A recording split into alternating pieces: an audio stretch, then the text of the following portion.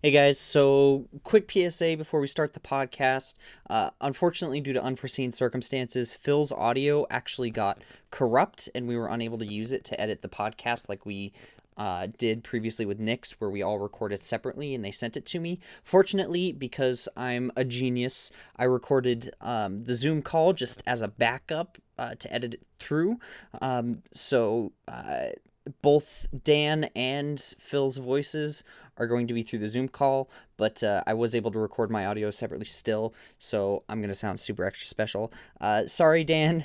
Dan recorded his audio on a separate recorder as well and sent it to me, but unfortunately I don't have a backup that's just Phil's audio, and because every now and then voices overlap, I can't actually edit his beautifully recorded audio into the podcast, but it sounded great.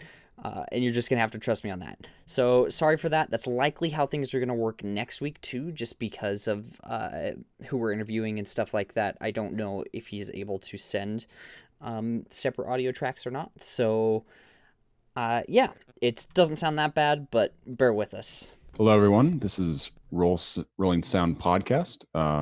I'm here with my Shane Adams. That's me. Say hi, Shane. How you doing?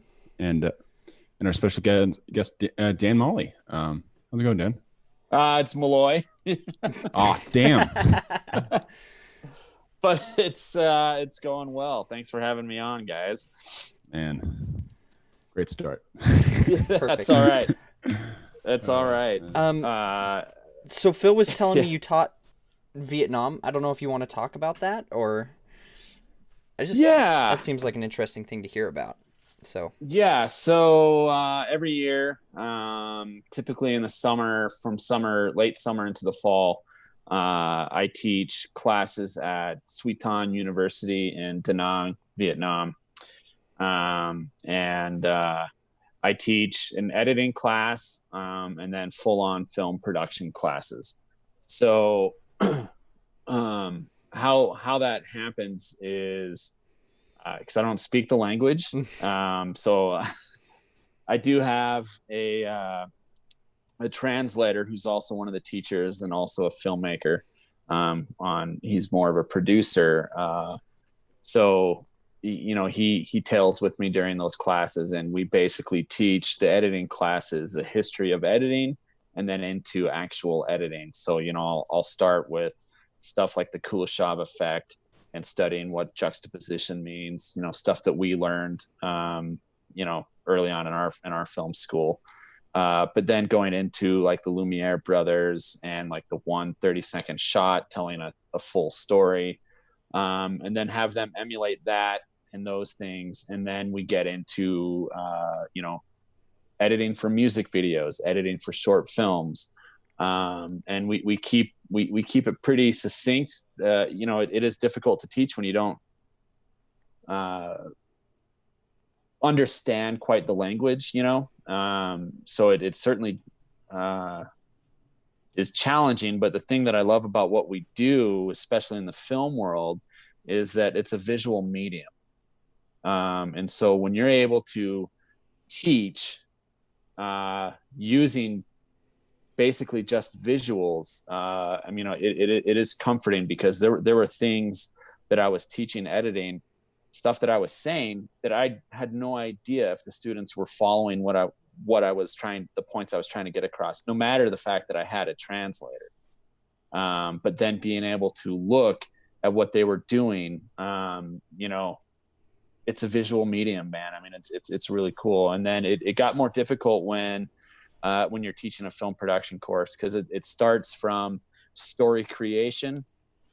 So the first part of the week, we're talking story creation. Then the last part of the week, we are talking actual production. So how to set up lights, how to run sound, how to do camera. And once it gets into the story creation stuff, like that's the challenge of the language issues. So it was always there, but we were able to do it and do it well. And the films that we did were quite, I was very happy. There's something else I was going to say there too, but I forgot what it was. Yeah. So sorry. You're good. So other than the language barrier, what are the differences in how a film school works there other than Oh, here? yeah. So that's actually what I was going to say. That's a great question, Shane. So are you at Montana State as well? No, I decided to go the independent self-taught route. Good. So, Good for you. Yeah, there's no yeah. there's no right or wrong way to do it. That's a whole other conversation, and it's one of the ones I love having too, Hmm. because it's Yeah. so great. Anyways, to answer your question, for those of us who have actually gone through university, whether it's film school or not, the way our university system is set up is, you've got like the 1 hour lecture and then like a 2 hour lab, right? Hmm. And so when I designed these classes and the syllabi for both of the classes, I was operating under the assumption that it was going to be very much like, Montana State University or University of Montana. So a total of anywhere between 3 to 4 hours of classwork.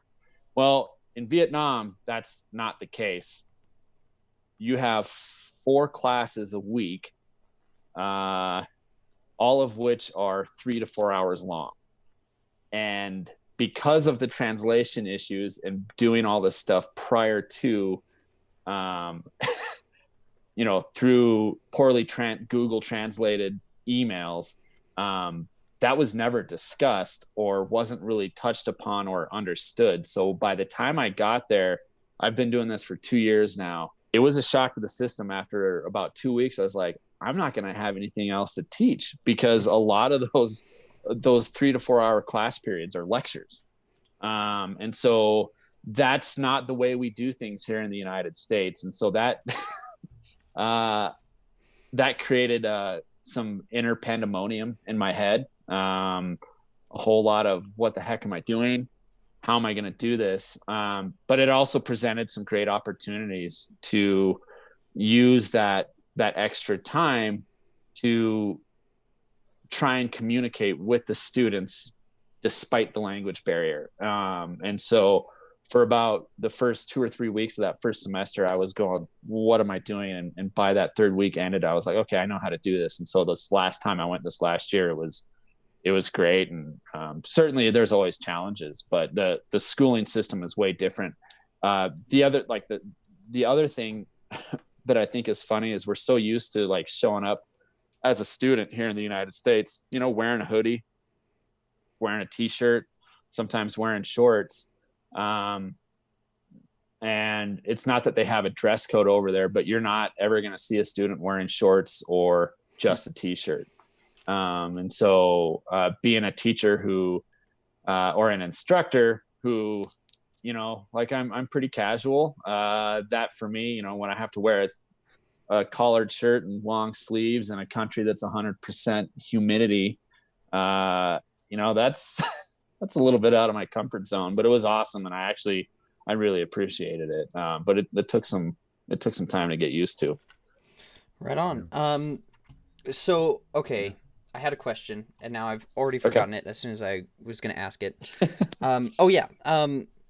So when you're not teaching film school, when you're back here in lovely Montana, what do you get up to? So let me step back for a little bit. When I moved down to LA, would have been 2002. So when I moved down to LA, I had just graduated from Montana State. I'd won a scholarship for a film. This is 2002. I'm going down there. I'm going to be the next big writer and director. And as anyone who goes down to Los Angeles, I think 99% of the people that do that get a quick realization that that's just not going to be like the reality in a lot of cases. And there's nothing wrong with going down there with those thoughts, but it's certainly a reality check when you get down there, when you're going down with a million other people doing the same thing. So I was there for 3 years, worked for various different production companies, reading scripts, trying to find how I was going to get into what my ultimate goal was. And ultimately I got sick of the lifestyle down there. I got sick of the egos, and I bottomed out and I moved back to Montana. And I quit watching film and TV. I was so frustrated with my experience in Los Angeles that I was like, I need to do something else. So I came back to Montana, and it seemed every corner I turned, it was always leading me back to what my passion is, which is telling stories. And so there was a conscious decision to move. There was a conscious decision to move back to Montana. But how am I going to make a living doing film and media and TV? And so it really got to the point that I have to make some sort of concessions. So to answer your question in a very roundabout way, I do a lot. I have produced, I have directed, I have edited, I have been a production assistant. I just got done right before the pandemic started. I was working I worked on a shoot in the G&E department. So basically I have found a way to make a living in Montana, but by having kind of a wide range of skill sets. Now, do I still want to be a writer director? Yeah, I think that's ultimately, things that I'm working towards, by staying up with my writing, directing short commercials, short films. And then, every once in a while, I'm lucky enough to work as an assistant director, learn the production side of things through that. Working on the Yellowstone TV series in the production office. That's not a job that's going to advance my career, but it is a job that is going to be observational. And so I get to be in the room with all these big shot producers on a very super low level, production assistant, but I get to listen and have these conversations and even pick their brains about what they're doing and how they're doing and why they're doing. So that's, taking a job like that, not glamorous, not advancing the career, but it is observational and it's a learning experience. Now, I've also been an associate producer on reality TV. Answer your question. I do a lot. And I'm also an instructor with Maps Media. So I'm still, even though, my main teaching stuff is in Vietnam, I still am in Montana and instructing high schoolers and middle schoolers film production. Been out in Poplar, Montana, to Harlem, Browning, Ronan, Hamilton, Stevensville, Darby, taking film production courses to students who might not get it otherwise. Well, sorry, I just realized I always start the podcast off with a pun, so I'm going to do that now. Okay. It sounds like you've done a dynamic range of things. Sorry. I had that pun ready and I forgot to use it, so I just had to get that out. That's good.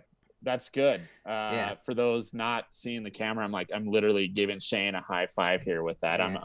I love the pun. So I'm running out though. I have one that's gonna be a stretch next week, and then I have to figure it out from there. So I have one that only film people will get, and is so lame. If you want to hear it, let's hear of course. All right. So, what does the best boy say to the key gaffer when he asks to place a light in the area he points? What's that? Yeah, for now. Yeah, that works. I don't know how many times you and I experienced that on that short film that you and I did last fall. Yeah. I thought that was a really great short film. Really awesome experiences. So I just was in New Zealand, and on my way to New Zealand, I stopped in Los Angeles and met up with Sky, the director of that, and I was able to see a copy of the film, and it's certainly turned out quite wonderfully, at least with the rough cut that I saw. So I'm excited to see how that turns out. Yeah, same. it was a really cathartic experience. It was a cathartic experience in multiple levels, but there was the it was the art scene. It was like the gallery scene, and Yeah. I just told, like, I don't know if it's like I told you or Sky. It's just I looked at my recorder and it was like, guys, I only have 12 to 16 more hours of audio left to record. Yeah. I'm sorry. What am I gonna do? You know, that's the thing I love about film is, like, you know, we get into these high stress situations, and man, if you don't have a sense of humor, whether or not it's in your face or a dry sense of humor like that, like, I think that's still one of the best jokes I've ever heard on a set. Like, I remember just cackling over laughing. Yeah. And like, speaking of like being on a film set, like that film set was like a really, really great experience, because I remember asking like Sky and Logan, like, do you guys have any like key glaring issues that are going to be struggles during production? And said, so far no, but later like the following day, you guys let me know that like there's going to be a lot of improv, which meant there's going to be a lot of highs and lows of audio. And I was like, all right, challenge accepted, let's go. Yeah. Well, you'll be happy to know that all those highs, at least in the cut that I saw, all that screaming and yelling did not make the cut. Yes. So, thank God. Thank God. Because what's that? I was going to say, all the lows I recorded, I loved. I was like, oh, great, -12. Let's go.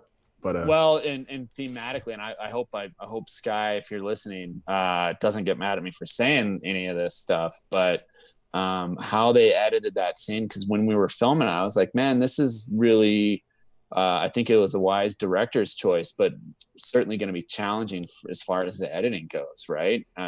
Because they did it so different with every take. And how they ended up editing that was, I mean, it was powerful, man. I mean, it's really something else. I can't wait for you to see it. And I hope it would. And I Sky and I were talking, she said, this is one of the toughest decisions I've had to make, was cutting this scene. And, man, the comfort she must have knowing that her gut instinct was, in my opinion, I think it was the right decision. It's a pretty cool edited scene. Yeah. So Phil suggested we play a little bit of a game. Okay. Yeah, that's right. So he suggested it, unwittingly knowing it already existed. But he wanted to play a game. I assumed it existed. I just didn't. I haven't heard it. Okay. So he wanted to play what essentially is on Twitter called explain a film plot badly, or a movie plot badly. And see if we can guess. So he has one. I don't know if you still have it, Phil. I already figured it out. Yeah, I got it. But and then I stole a bunch from Twitter that we can do as well. So if you want to do yours, Phil, and see if you can figure it out. I have to pull up our conversation because you have to pull up where you texted to me. I can't. It's taking me too long to find this thing, so I'll just go off the top of my head. Okay. So the way I built the game, I don't know if this is how other people made it, but the person who has to figure it out can ask me 3 questions: what genre, live action or animation, and what year. Okay.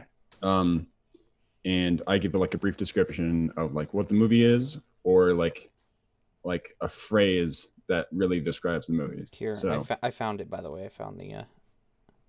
I did. Yeah, I'm retexting it to you. Awesome. Okay.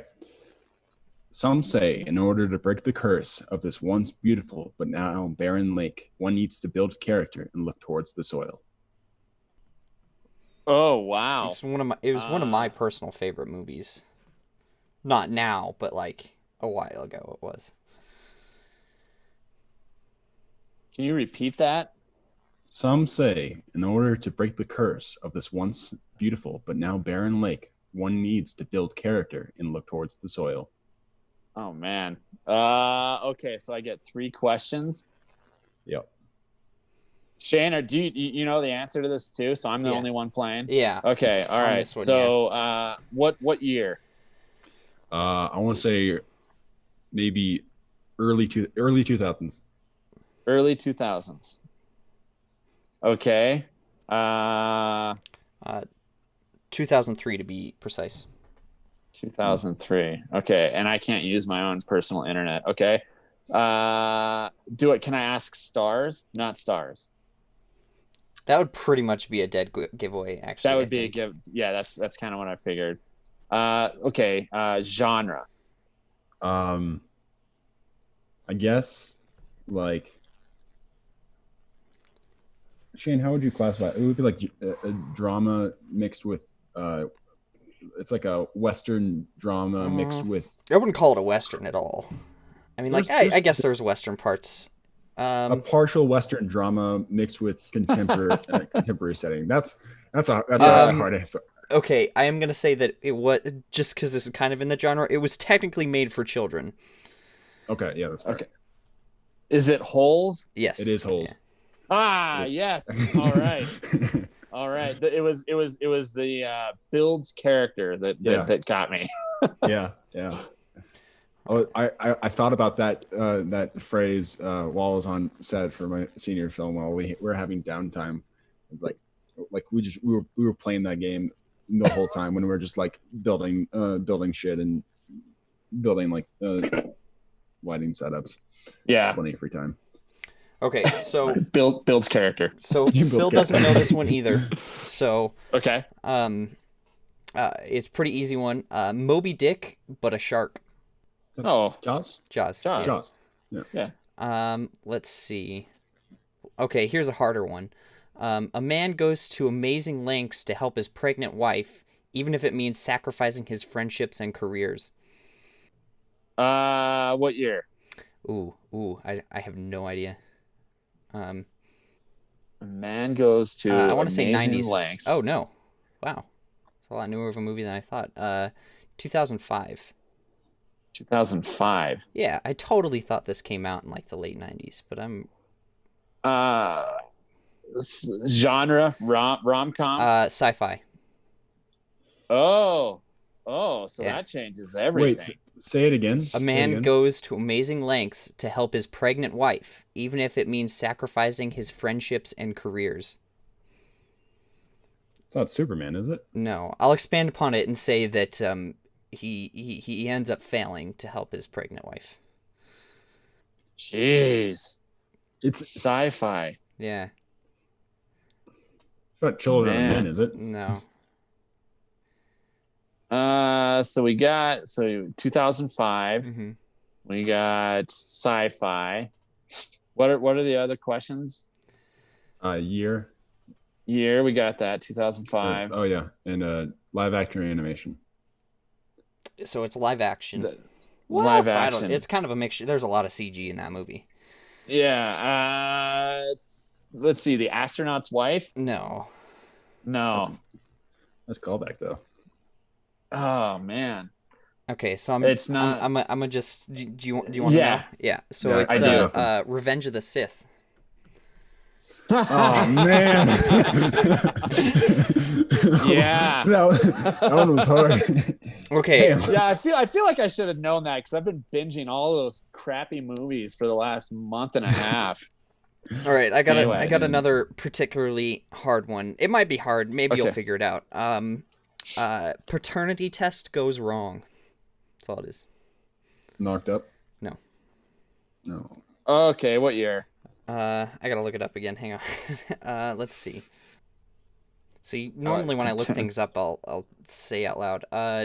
July 2008, but I can't. What year? Paternity test gone wrong. Is it Alien? No. What genre? Musical. Is it Rent? Hairspray? No. It's not Rent, is it? It's not Rent. Chicago? Rent is, by the way, coincidentally my favorite musical, but no. Rent doesn't have any children in it. Man, musical. Chicago? Paternity. I'm just naming musicals. Name- I Oh, only man, this- know a handful of musicals. Man, I love musicals. I'm a musical junkie, and a paternity test gone wrong. You say the Newsies? I'm just yelling out other musicals. Yeah, this one's stumping me. High School Musical. Part 1, 2, or 3, Phil. Okay, you want to know? Yeah, I do. Mamma Mia. Yeah, I got nothing. Yeah, that makes sense. Yeah. All right, hang It's on. Let's see. not Phantom of the Opera. No. Yeah. All right, this one's probably an easy one. Eccentric old man convinces teenager to travel back in time to begin incestuous relationship with mother. I know it. Do you have that one? I got it. It's Back to the Future. Yeah. Oh man. Yeah. So, and then that's all the really good ones I've gotten here. That wasn't the Terminator. I figured it was the Terminator. No. That's I suppose it kind of could have worked though, huh? Except for the eccentric old man part. Except for the eccentric old, it's I guess more in of the a later robot, ones. really. Yeah. Have you watched the latest one? I The haven't. Dark Fate? I haven't. Oh my No. I god. need to watch it. I gave up after Genesis. Yeah. What the hell was that? I mean, I watched Dark Fate on the way back from New Zealand and sat there for like 2 hours on the airplane going, what is going on? How did this series just fall so far? I mean, I don't know. Those first 2 movies are pretty yeah. Once you introduce that to it. I mean, like, yeah, it's like there's like, I think there's a common problem, and like some movies don't need to have sequels. I think Terminator didn't need to have a sequel. I Right. agree. Or Jurassic Park definitely didn't need to have a sequel, even though there's a second book. Well, matter. Yeah. if you read the original Jurassic Park book, it's almost like they took bits from the book and split it into 2 movies. What, Hammond dies in the first book, right? Spoilers. Hammond dies and they nuke the island at the end of the first book. Yeah. So and, like Muldoon has rocket launchers instead of the Spaz 12 shotgun, which I think is a terrible adaptation choice. You should have rocket launchers killing velociraptors. That sounds amazing. Yeah. Well, and now just so we're all clear here, as avid film goers, the Jurassic World franchise is now teetering on human dinosaur clones. So when this third one comes out, like that's where we're at in that series. So yeah, that movie, they didn't need to bastardize those with so many sequels. Well, it's now just they're just like the Godzilla movies now. They're just big monster movies, really. I mean, right. And it pisses me off because like Jurassic Park is like one of my favorite movies. It's fantastic because it's like it's a deep movie wrapped around a blockbuster, and I could talk about on hours about how the complexities of Jurassic Park, but no. Well, go ahead. I was just gonna say how do you think you're a good writer if you think training dinosaurs to attack Pakistan or the Taliban is a good idea? If like we have drones, we can kill people from the atmosphere, or we don't have to train drones. I mean, if we're in this story and we're at a point where we can clone dinosaurs, what else can they do? Why are they training a series of velociraptors? When I saw that spot in that trailer for that first Jurassic World movie, it's like, there's no way in hell I'm going to watch this. Like, I'm sorry, no, no. And then the T-Rex teams up with the Velociraptor to kill the demon dinosaur. Right. Because it's got a little bit of Velociraptor in it, I guess. Well, in their defense of that decision, if you look at the end of the first Jurassic Park, those Velociraptors on their own, without the training of humans, do team up on the Tyrannosaurus. No, it's the other way. It's the Tyrannosaurus Rex comes in and beats all the Velociraptors. Yeah. Okay. That Tyrannosaurus Rex was named Terry, and he was a really good T-Rex. Yeah, that was a good T-Rex. He was a good boy. Yeah, he deserved all the treats. Yeah, exactly. Have you guys seen in the first Jurassic Park movie, there's a frame while the raptors are fighting the T-Rex where one of the Velociraptors inside the T-Rex's mouth disappears just completely for a single frame. Just as like he's a swinging him around, thing, he just swings him around, and then one frame, the Velociraptor's just gone. if that's the one gripe to the CGI to Jurassic Park, I'm completely fine with that because it came out in '93. Yeah, no, is really good. Yeah, and it was just a little glitch, but hey guys, so just interrupting this podcast to tell you guys to share and like the podcast and leave us a review or whatever you want to do to help the podcast grow. We would really, really appreciate that. Also, if you have short films, please send your short films in if you want us to talk about them on the podcast. We would love to talk about your short film or just a short film that you really like, that you really want to hear our opinions on. We're going to move into the short film section now, so I hope you guys are enjoying. Time Code. Mm-hmm. Right. So I ended up buying that movie twice. Because money well spent. Yeah, well, I bought it. I wanted to buy it on my personal YouTube account, but I'd forgotten that I was on the Rolling Sound YouTube account. Doing some YouTube stuff, and then I went and bought it there, and then I was like, well, yeah, but I want this film so that I can watch it without this account. So then I went and bought it again, and I don't regret it because I fucking loved it. It was fantastic. Yeah. So I'll let you guys start out with your thoughts, and then I'll go into mine. First off, it's my favorite romantic movie. Yeah, it's incredibly simple. I think I was rewatching it today, just as a refresher. I've seen it like 5 times, but just as a good refresher. But I think the thing that's really crazy is that anybody could have made this movie. Has won a bunch of awards, and yet anybody can make this movie. The truly complex thing about this film, I suppose, would be like the ability to record 17 hours of footage on different camera, like just a lot of like information. Because like you look at granted the time codes could be wrong, like it could just be like 5 minutes of footage, and it's actually like what it says, like 17 hours or something like that. And the other thing is like the little computer screen that's like, but that's a simple like. If you know someone who knows like After Effects or some like computer grade stuff, that I'm sure that isn't. Oh yeah, that's super. That all of that is super easy to fake. Yeah. What about you, Dan? What did you think about it? Oh man, you guys are opening up a whole thing for me. So first off, I do want to say thanks for introducing me to that. I didn't know what I was getting into. And so I was so moved by the movie. You know, I've got my notes here, and it's like, oh, is this a thriller? Because I love watching things where I don't, what's going on. So it's like, oh, is this a thriller? Wait, why is this dude dancing? Is he about to turn into a zombie? What the hell's that? Wait, okay. So my evolution of thought goes from all this crazy stuff into it's one of the sexiest movies I've ever watched. Sure. Yeah. I mean, and it's a short film, and to echo your sentiment there.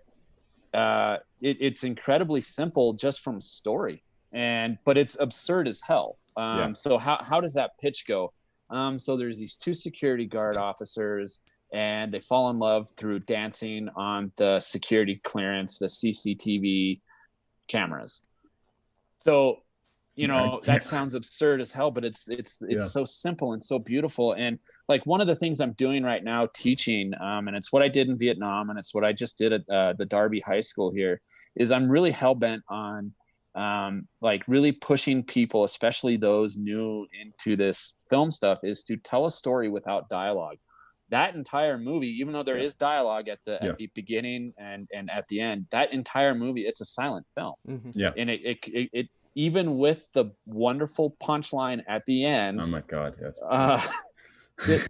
It could still, that movie still works with a visual cue of a joke of him, if that punchline isn't there, that he can't dance, like it still works. And so like my challenge right now, and not to take away from future jobs, Phil, but my challenge, personally something that drives me creatively, is I want to tell a short film, but not using dialogue. And I think that movie, Time Code, is such a wonderful example of how to tell a 3-act story without dialogue.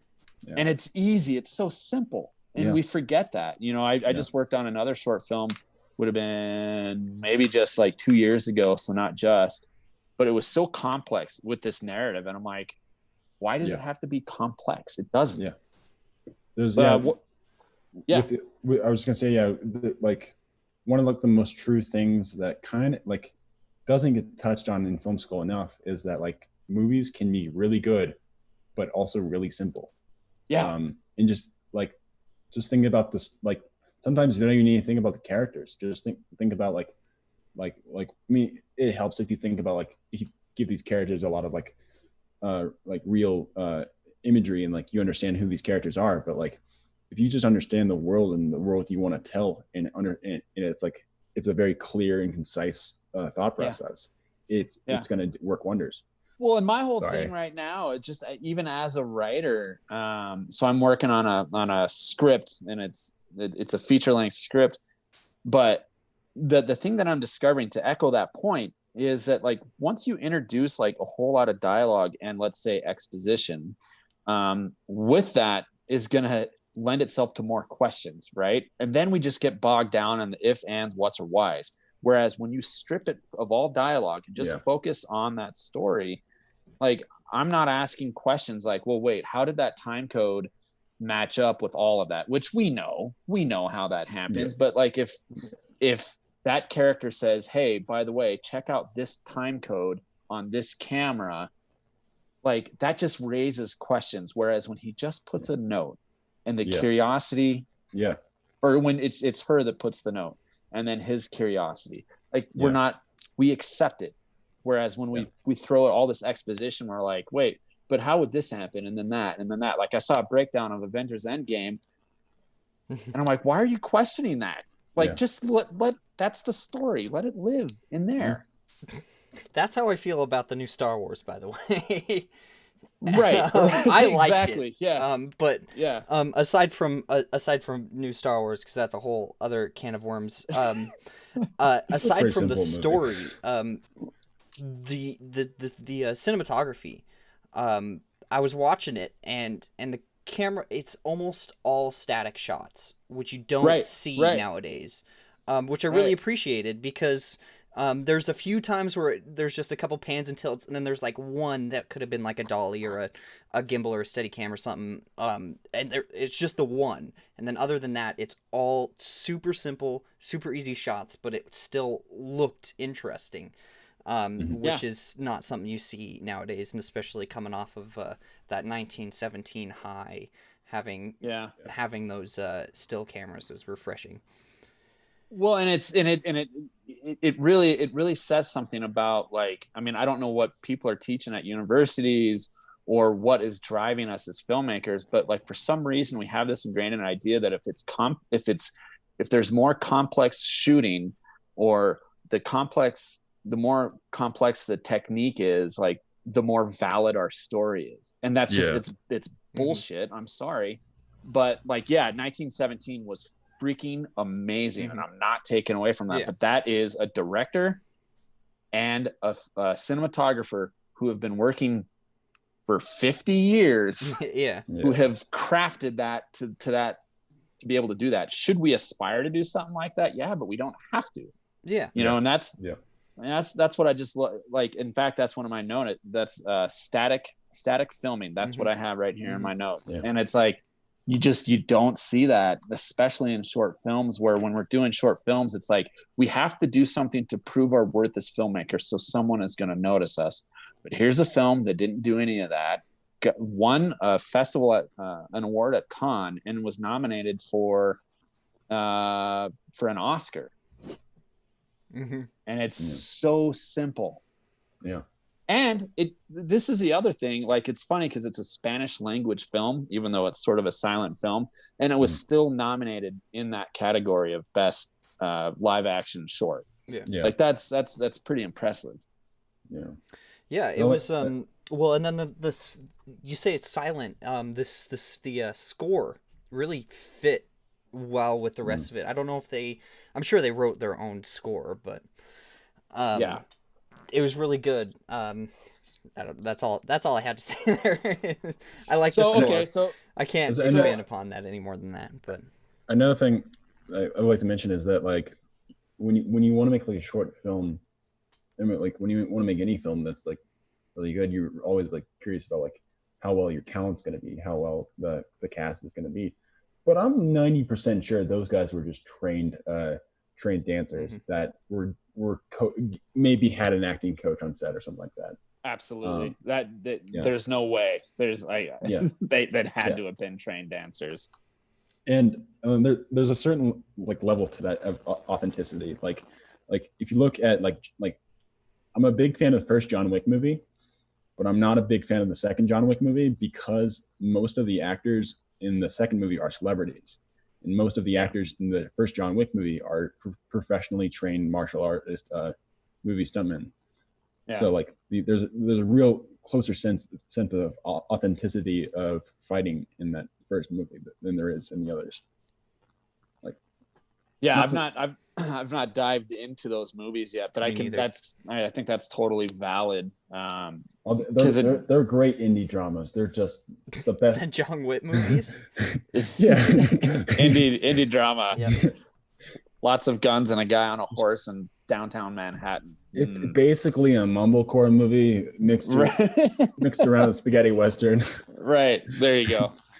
So one of the things I have written here in regards to time code is like one thing I like to do is like, what's the main theme here behind these movies? And like, cause at the end of the day, when we're watching something like this, like what is it that works? Like, what is it that made it so successful? Right. Cause the technique is great in its simplicity, but like, what are the themes that that really hit you? And it's like, for me, and granted, I think I'd be watching this movie in a different way if we were not in the middle of a pandemic. But like the need for human interaction and connection, like that first images we see of her, she's so like, she's not done up. She's quiet. She clearly lives by herself, and then just like that connection when she sees him dancing for the first time, it was heart melting. It was so awesome. I don't know. Sorry. I can go off on tangents. And to expand upon that, like even like thematically, like even like pictorially, there were like moments like the guy who wanted to pay for his ticket. We never saw his face. Nope. Her boss. We only heard a phone call. Like we never saw real people until the end of the movie, or her like counterpart lead, the other dancer. That was the only real interaction. And I think that's. And again, that book ending of her putting on her clothes where she's sort of like disheveled. Yeah. And then the guy that's replacing her, like just that book end of like, oh, these people are like, what's that correlation there between the disheveled taking this job and the lack of connection or something like that? I don't know. I'm probably overthinking that, but I thought it was I thought that one scene where she's like, it's like reaching the end, and like she's just like clocking in, and then she starts doing morning stretches for her dancing like a ballerina. And I was like, oh my god. That shot, by the way, is one of my. There's one shot of her sitting at the desk through a window, which I really liked. But the shot that they kept calling back, where the camera's in that same wide sort of Wes Anderson, everything's centered sort of shot of the hallway where you enter. I don't know. I really liked it. That was one of those static shots that still made things interesting, kind of thing. Yeah, and talk about like the lack of production design. Like what is in that shot? It's the door, it's the hallway, and then there's like the time clock thing on the far right. Yeah. Like, I mean, I've worked on things where people are like, oh man, it just looks so bland. Well, we got to put something in, and it's like, well, we do, but we also can get away with it. Obviously, depending on circumstances. But like, I thought it was so. Like the production design on that shot is just glorious. Yeah, that's one of the things I think about a lot is when you watch a movie or sometimes when you play a video game, because I've dabbled around with assets and stuff and building scenes and stuff. Like, what difference would it make if, like, say there's a pencil sitting on the desk? Like, if you didn't have that pencil there, it's not going to make any difference to anything at all. But it's there anyways, just because someone wanted it there. You know what I mean? So, like, when you say you can get away with not putting something somewhere, is like, you can. You know, it's not like if you put something there, it wouldn't add to the scene, but it doesn't necessarily need to be there to keep the scene and the story moving forward. Well, and like, I mean, I think back to my last normal person job, right? So when I was getting my master's, I was working at a kitchen here in Missoula, Montana.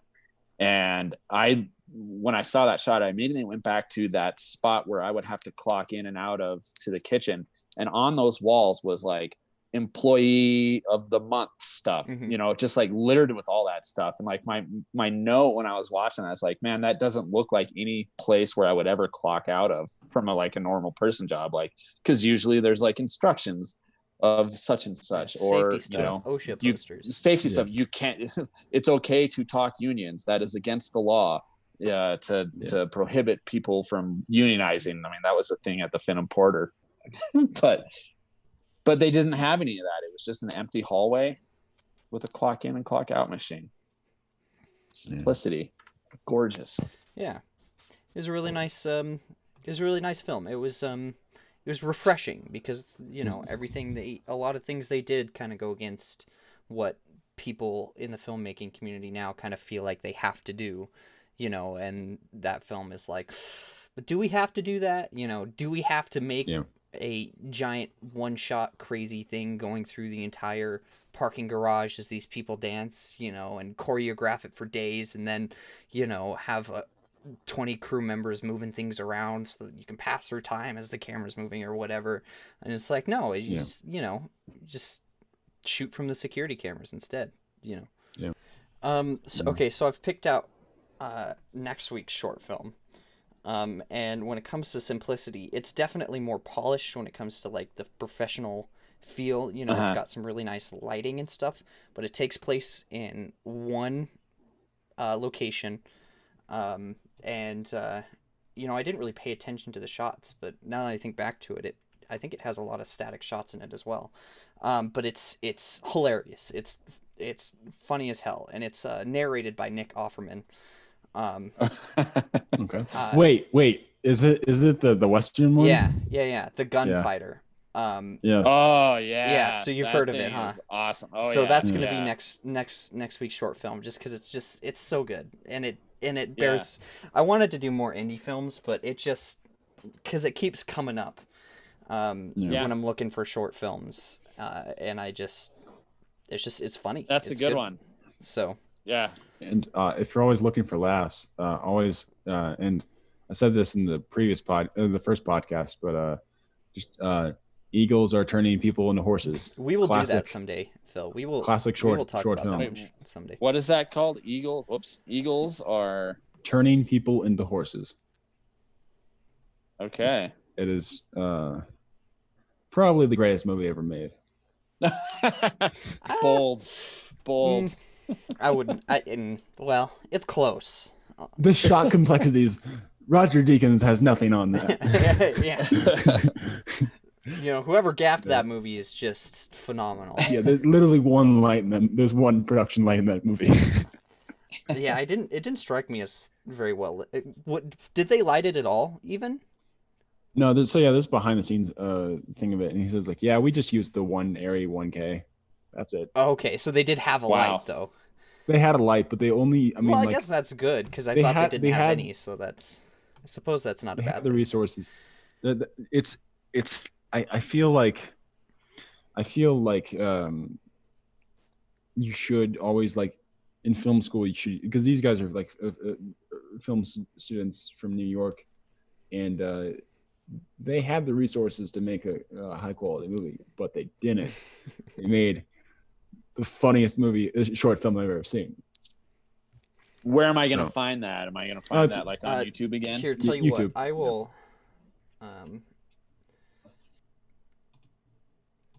Here. I don't think that there's any other titles like it.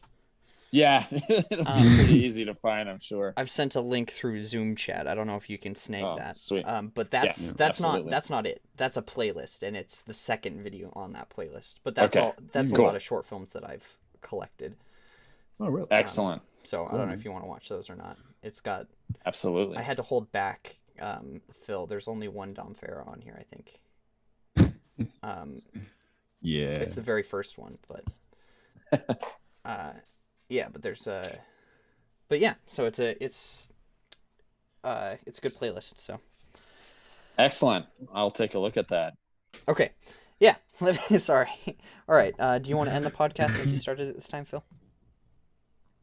Sure. I guess. Goodbye, everybody. See you next time. It was great to have you on, Dan Malloy. Should have known that, but oh well. That's okay. You're not the first person to make that mistake. So, hey, I do just want to say thank you, Shane and Phil. I love talking film, and I love talking to people that are trying to make sense of this whole thing, how we do this and how we do it in Montana or New Mexico or wherever the hell you are. So I really appreciate inviting me on, and best of luck to you. Yeah, we appreciate you having you here. Appreciate it. Alrighty. Good stuff. That's the end. All right. Well. Ta-da.